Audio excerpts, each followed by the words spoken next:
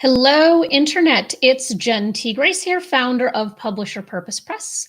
And I am here for day number 15 of our 30-day marketing challenge. So over the last 2 weeks, we have been working on doubling our book sales from the last 30-day period to our current 30-day period.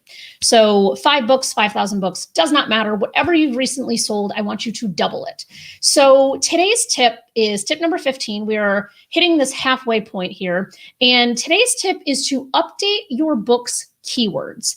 In a previous tip, we discussed updating the categories your book is placed in. We've also discussed updating your Amazon books, your sales page on Amazon. So this is one more natural progression from the other tips. So if you haven't checked out those tips, you can go to publisherpurposepress.com/marketing and you can see all of the listings of all of the tips that we've done so far. So today's tip is update your book's categories. Your book's keywords. When we're thinking about keywords, if you published your book, I'd say 18 months ago or longer, it's a really good thing to take a look at the keywords that you are using as it relates to your book. So the way that keywords operate, it's like anything else, right? So just thinking of like search engine optimization, what we're trying to do is find those phrases that people are looking for that are going to land them in your web and find your book. So there's keywords and there are keyword phrases. So there's a lot of different ways you can approach this. And I will put a link to a keyword tool on the website under this tip. So that way you can kind of click and see. We use a tool called KDP Rocket. I think it's now called Publisher Rocket, but we on the back end are able to kind of see what keywords are going to work best for a specific title based on search volume, how often people are looking for things. And so for you, I would first go back and see what you originally did, and I would save that somewhere. Either take a screenshot of it, put it into a spreadsheet, somewhere where you can keep track of this.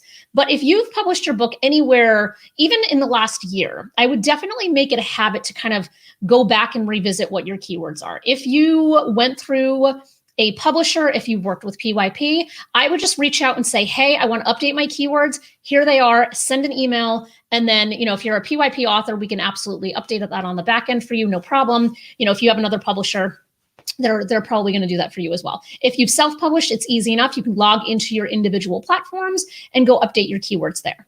What I want you to be thinking about are a couple of things. I want you to be thinking about what are those keyword phrases that people are looking for when they were looking for your book.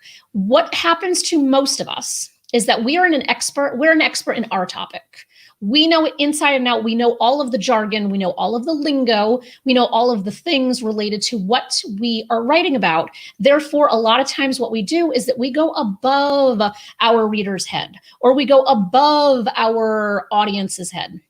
I don't want you to do that. I want you to be really try to bring yourself back down to the most elementary place you've ever been when it comes to your content. So if you don't know how to do that, ask people who are your target readers. So you can say, for example, diversity and inclusion, right? This is a big field. We serve a lot of people in the D&I space. And I just said D&I, which is the abbreviation D and symbol I.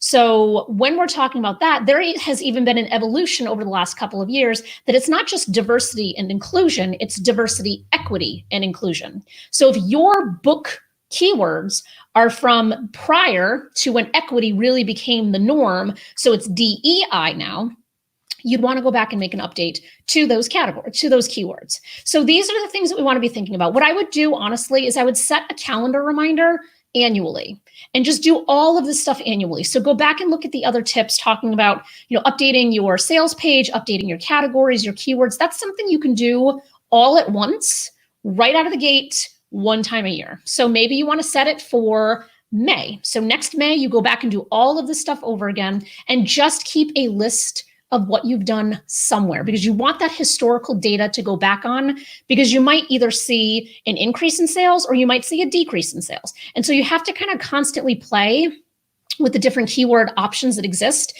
And there's also so many variables to this because the keywords, the categories, the book description, all of those things play together in some way. So if you tweak one thing, it's kind of, sometimes it's hard to know what tweak actually made the difference in order of getting you more sales. So like right now we're in a 30-day marketing challenge. So we're throwing all kinds of things together and really trying to be strategic about our sales.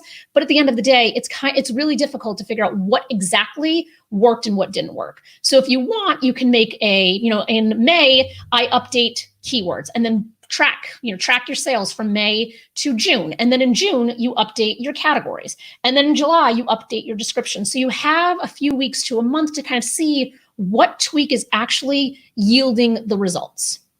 I know this is not something that you're like, oh, this sounds great, let me go do this. This is not a fun process ever. And especially as the author, where we're creative and we're inspired and we want to get our thought leadership out there and get our message out there, a lot of times just the thought of being in the minutia and the weeds on this stuff seems untenable. So if that's the case, I encourage you, since you are participating in this challenge right now, to at least make an effort to just go in and update your keywords and update the keyword phrases. So try to think of, if I were looking for my topic, what would I be looking for?